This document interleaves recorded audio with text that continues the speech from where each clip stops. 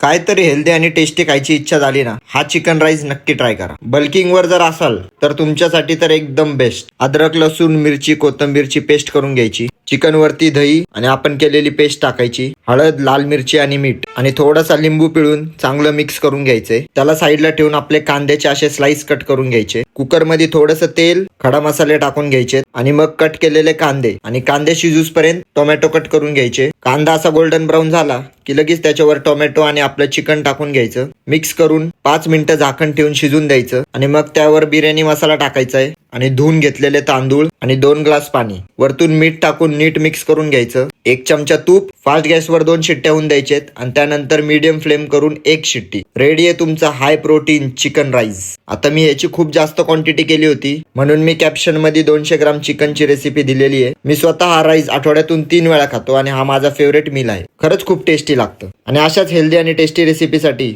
मला फॉलो करा.